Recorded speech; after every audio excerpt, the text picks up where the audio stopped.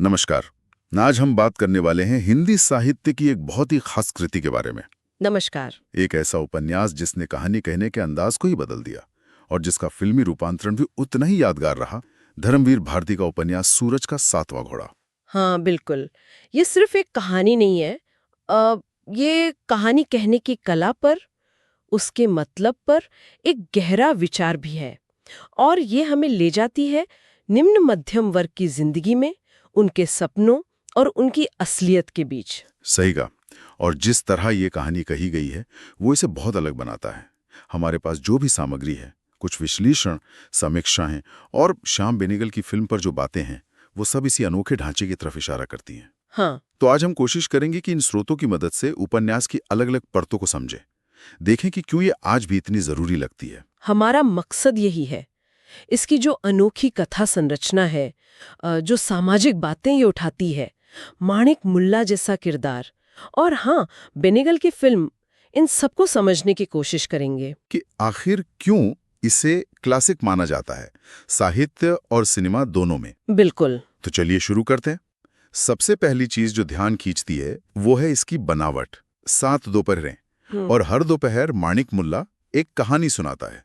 सुनने में तो ये जैसे पुरानी किस्सा गोई लगती है। हाँ, लगती है, लेकिन है नहीं। अच्छा। स्रोत इसे कहते हैं, ये उससे कहीं ज्यादा पेचीदा है। एक जगह इसे ऐश्वर्य के चित्रों जैसा बताया गया है। अशर, वो अजीब सी सीढ़ियों वाले चित्र। हाँ, वही।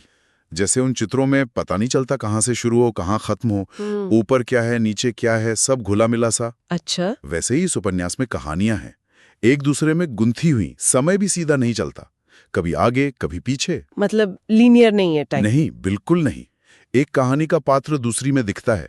कभी कभी एक ही घटना, उसे हम अलग अलग लोगों की नजर से देखते हैं। इसी को वो कहते हैं ना, मेटाफिक्शनल। मेटाफिक्शनल मतलब कहानी खुद अपने कहानी होने पर बात कर रही हो, ऐसा कुछ। बिल्कुल।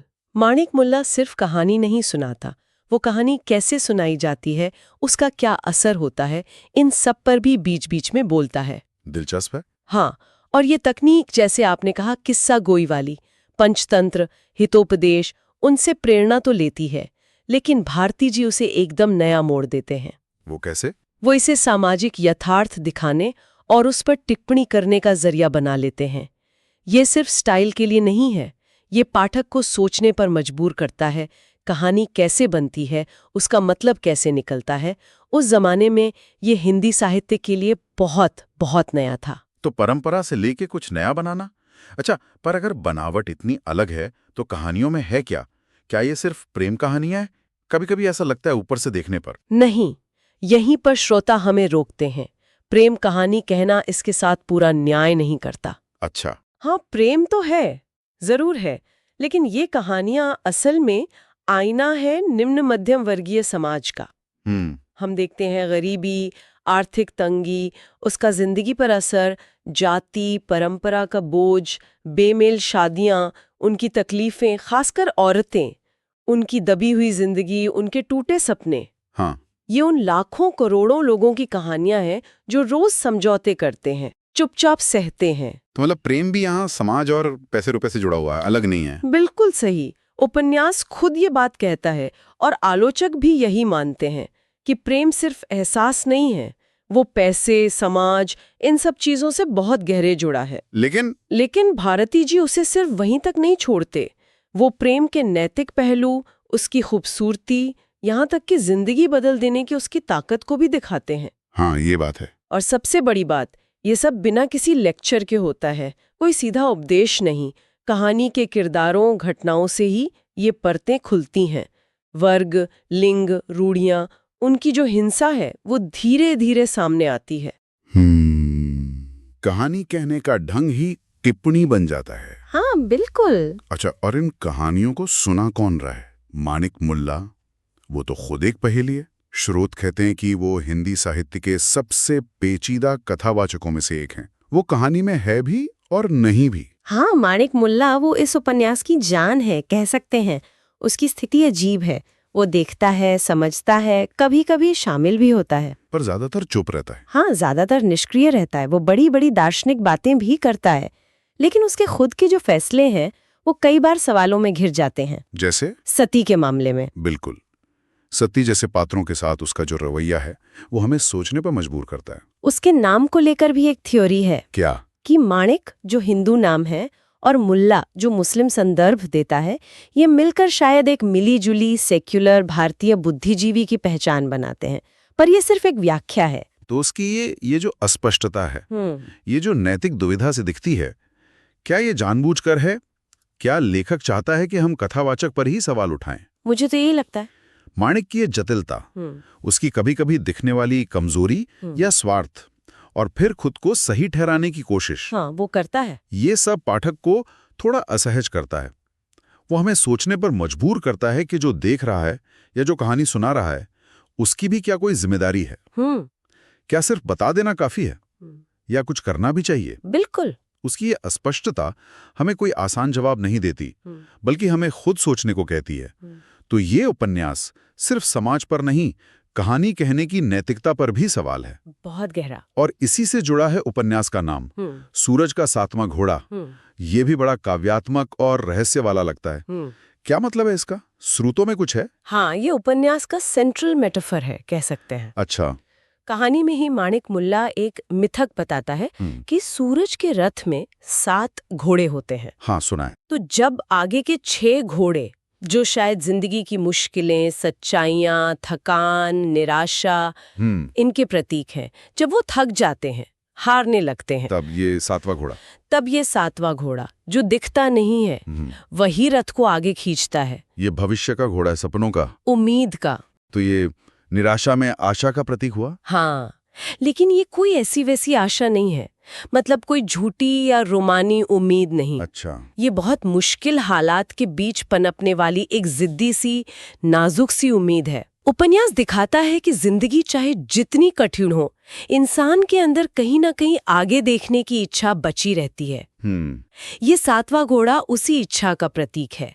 ये अंधेरे के बावजूद रोशनी की तरफ बढ़ने की एक धीमी लेकिन जरूरी कोशिश की ओर इशारा करता है, बिना भावुक हुए उम्मीद जगाता है।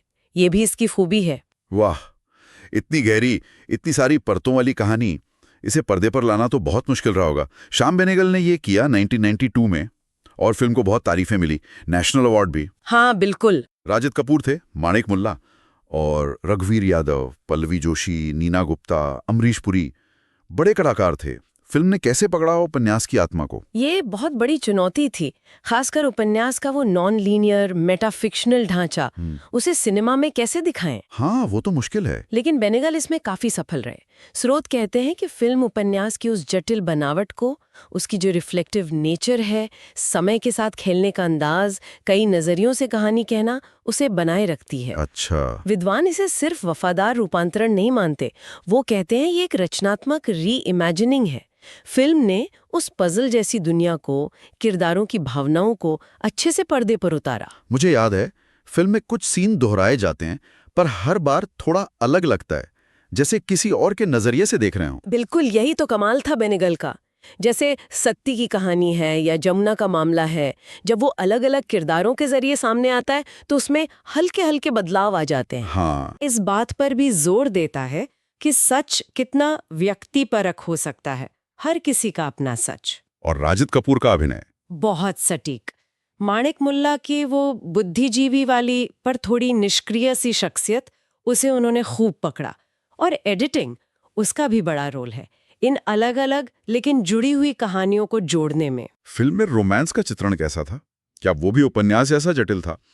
स्रोत कह रहे थे कि इसने देवदास वाले आइडियल की आलोचना भी की। हाँ, फिल्म जो पारंपरिक रोमांटिक सोच है उसे चुनौती देती है।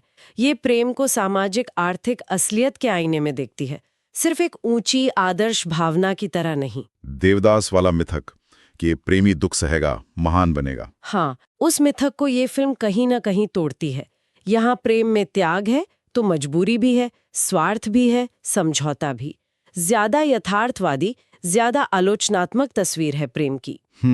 और दिलचस्प बात यह है कि जब फिल्म रिलीज हुई थी तो मिलीजुली प्रतिक्रिया थी, शायद इसकी जटिलता के कारण। अच्छा, शुरू में। हाँ, लेकिन धीरे धीरे इसे पैरेलल सिनेमा की एक बहुत अहम फिल्म माना गया।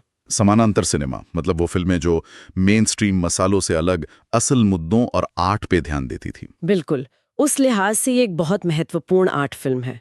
जिसने एक मुश्किल साहित्यिक कृति के साथ न्याय करने की कोशिश की। तो अगर हम पूरी बात को समेटें, सूरज का सातवां घोड़ा, उपन्यास और फिल्म, दोनों में खास क्या है? मेरे ख्याल से पहली बात तो वही कहानी कहने का बिल्कुल नया प्रयोगात्मक तरीका। वो मेटाफिक्शन, समय का खेल, एक ही कहानी के कई रूप, ये पाठक या दर्शक को एकदम अलग अनुभव देता है। दूसरी बात, इसकी गहरी सामाजिक समझ।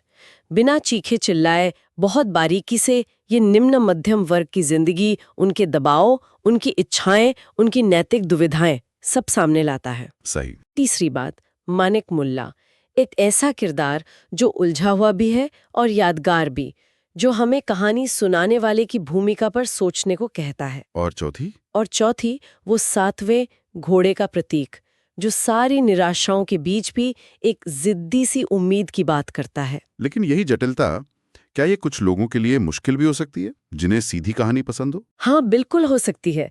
इसका नॉन लीनियर होना, दोहराव, मानिक मुल्ला की वो नैतिक अस्पष्टता, ये उन लोगों के लिए चुनौती हो सकती है जो कहानी से सीधे जवाब या साफ सुथरे हीरो चाहते हैं। ये उपन्यास और फिल्म दोनों ही ध्यान मांगते हैं, भागीदारी मांगते हैं। ये तैयार जवाब नहीं देते, सवाल पूछते हैं, और शायद यही इनकी ताकत भी है। सोचने पर मजबूर करते हैं। हाँ, तो हम कह सकते हैं कि धर्मवीर भारती का उपन्यास हिंदी साहित्य में प्रयोग और यथार्थ का संगम है, और बेनेगल की फिल्म उस संगम का सिनेमा में एक बहुत सफल और इज्जतदार रूपांतरण है। तो हमने देखा कि सूरज का सातवां घोड़ा कैसे अपनी बनावट, अपने किरदारों, समाज के चित्रण और उम्मीद के अपने अनोखे संदेश से आज भी हमें प्रभावित करता है, सोचने पर मजबूर करता है। उपन्यास और फिल्म दोनों ही दिखाते हैं कि कला कैसे समाज का आईना भी हो सकती है और उस पर एक सोच भी। ये कहानी कहने की ताकत का एक शानदार उदाहरण है, जो हमें मनोरंजन के साथ साथ अपने आसपास और अपने अंदर देखने का मौका देता है। जाते जाते एक सवाल हम अपने श्रोताओं के लिए छोड़ जाते हैं, सोचने के लिए। अगर हम ये माने, जैसा कुछ स्रोत कहते हैं, कि मानिक मुल्ला एक मिलीजुली भारतीय बुद्धिजीवी पहचान का प्रतीक है, तो कहानी सुनाने वाले के तौर पर उसकी जो थोड़ी नैतिक रूप से संदिग्ध या कहें निष्क्रिय भूमिका है, वो आज के कहानीकारों या मीडिया की जिम्मेदारी के बारे में हमें क्या सिखाती है? खासकर जब सवाल उन लोगों की कहानियां कहने का हो जो हाशिए पर है। बहुत अहम सवाल है ये। इसी विचार के साथ हम आज की ये बातचीत यहीं खत्म करते हैं। अगली बार फिर मिलेंगे एक नए विषय और नए स्रोतों के साथ।